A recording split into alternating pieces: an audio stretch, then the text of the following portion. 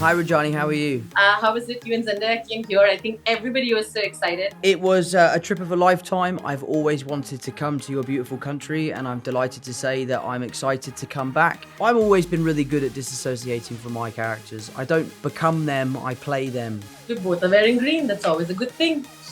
I know it is always a good thing, isn't it? It was always like, oh, this will be surprising. This is surprising. This is not what a lot of my peers were choosing, and that's what I was doing for a while. Hi. Oh, I love your hair. Thanks. I'm Rudrani and welcome to Speak Easy. My guest today is, of course, your friendly neighborhood superhero, but he's also an amazing, amazing actor. I don't think it's possible that you don't love him. Talking about, of course, Tom Holland. Thank you. Welcome to the show and welcome to India, which you've already been there physically. Yes, I have. I had a wonderful trip, thank you. Thank you, but I wish we would have done this in person, but not too bad doing this like this. Before I get into more details about that wonderful Danny that you've played, I want to know, how was your trip? How was it? You and Zendaya came here. I think everybody, the paparazzi, everybody was so excited. So we loved, I think, the appearances, and I know that you always wanted to come to India. So how was that finally?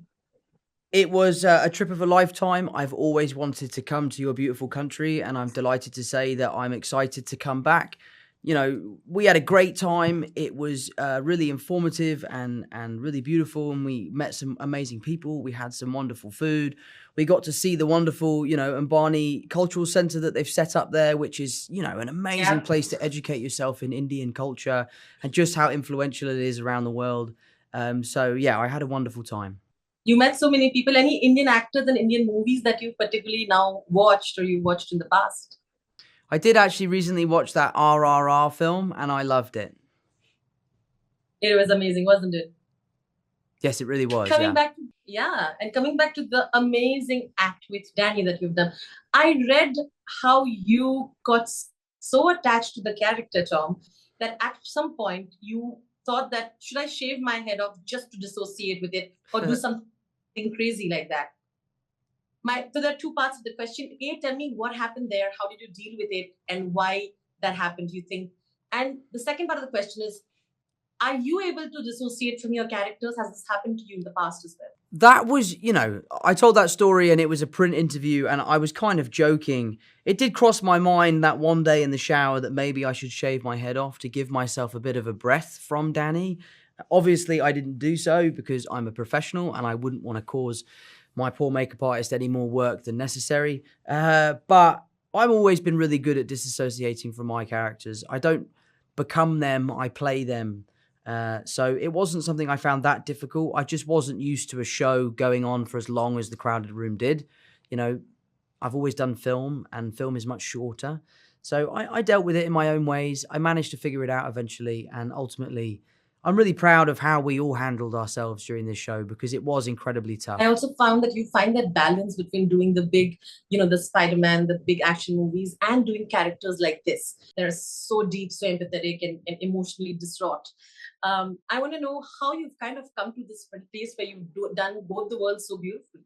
Thank you. I guess it's just a strategic decision as to when and where to do certain projects and how to, maximize your time so that you don't get put into one box and to test yourself and to, stretch yourself as an actor in different ways. And The Crowded Room was the perfect way to do so. Thank you so much. That's all the time I have, but hopefully a long one. So when you come next time to India, Tom, thank you so much. We love you here and all the very best. Thanks very much. Hello, everyone. I'm Rudrani and welcome to Speak Easy. My guest today is extremely talented. They might have tried to put her in a box, but she never let that happen, with amazing choices and fearless ones at that. I'm talking about, of course, Amanda. Hello. Hi, thanks for that. That's really nice. Absolutely true, every word. That's so nice. And welcome to Zoom TV and welcome to India. Thanks. Thank you very much. Thanks for having me. I wish I was actually there. For real next time. We're going to do this sitting right. I know. I've never been. I'm bucket list. My kids are older. I promise. You can bring me in. I hope so. But it's what I meant was absolutely true in the beginning. I feel like it is easy sometimes for some people to see you a certain way, and when that works for you, for actors particularly, to hope that you keep doing that.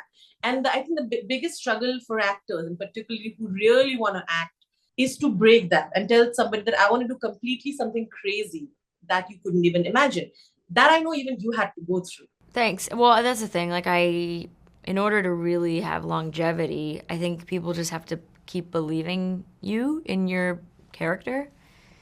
And so that's what I tried to do. I just tried to pick something else. When I got more opportunities as I've gotten older in my career, work begets work, right? Which is the thing. So I was lucky enough to get work, and then I was lucky enough to have opportunities to be able to choose what I was doing next. And it was always like, oh, this will be surprising. This is surprising. This is not the what a lot of my peers were choosing, and that's what I was doing for a while. And then I got into a place where people were able to trust me in roles that they wouldn't have necessarily if they hadn't seen that I had range. You have to show your range. It's just like people try to put you in a box. There's so many people where you're like, oh, she hadn't done that role, I wouldn't have seen her in this role. If she, you know what I mean? It's just like you just got to give people a chance to surprise you. And now it's like this role, Raya, was so vastly different from Elizabeth Holmes, which was the last role I had played before this. And so I was like, great. I'm playing a compassionate mother, professor, ambitious in her career, someone who's investigating a crime, sitting with this kid who she doesn't know, trying to get the truth out of him, trying to manipulate the truth out of him. It's just like there's so many things happening that felt so very different from the last thing I did. It was exciting. Yeah, absolutely. And you were amazing in Dropout, by the way. The rapport with Tom also helps, because a lot of your scenes, you're probably among the only ones who has a little empathy for Danny, along with the manipulation that you're trying to do with him.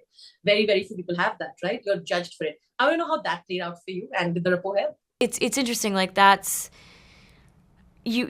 of that stuff was the toughest stuff to shoot because we were in a room for 2.5 weeks, 3 weeks. And some of it was so nice because it was so cozy, and like we were just together, and we were like we are giving in this such stillness because the show moves so fast, and then all of a sudden you're still with these two characters who are getting to know each other, and it's a little bit like cat and mouse, but they really actually care about each other, and they're really the only relationship in the show that becomes really stable and long lasting. Like, they trust each other, they care, they love each other by the end. So it's like you need to grow this over time. You need us. It's like we need to give the audience little like carrots every scene. And it was so hard in some ways, but also so nice to have this coziness together. And, between takes, it was just fun and comfortable. I could see that. 100%. I could see that. But thank you so much. And I hope we get to see you in India. Sending you lots of love. Thank you. You too. Thank you so much. Hi. Hello, everyone. I'm Rudrani, and welcome to Speak Easy. My guest today is so talented, and I'm going to shamelessly say this, that I absolutely love her. I had to do that. Of course, I'm talking about beautiful Emmy Rossum. Hello. Welcome to the show. Hi. Thanks. And welcome to India. Thank you. We hope we get to do this in person someday. But for now, this will do. Okay. It's amazing, particularly also because, you're not really older to Tom. And I think there was, you were absolutely okay playing this part of the mother where you bring so much empathy, and there's so much that mama bear protectiveness that you see. Tell me why that was important for you, and I think it's a fearless choice. The character of Candy was so fascinating as conceived by Akiva in the script. We watch her age from 25 to 35. We watch her, this playful young single mom of this 8-year-old boy who is artistic and talented and imaginative and troubled. And we watch that she is afraid for him and protective of him. And ultimately, the relationship and the decisions that are made and the family secrets that she holds, that they hold, is what kind of erodes their relationship over time. And so getting to play that with the young actor Zachary Gollinger, and then getting to play those scenes with Tom as well towards the end, it was really a journey getting to embrace all aspects of the character. And I think ultimately the revelations that we learned about mother and son, how similar the ways in which they have both survived this world. She says at one point, the world is a cruel place. And I think that is a very emotional, sorrowful place to be existing from. I've always wondered, you're a mother, you have the children. And does that help when you play characters like that? Does it scare you sometimes, when you think like that as an actor, when you're playing characters like this, and, you automatically think of your children? Of course, sure. I think,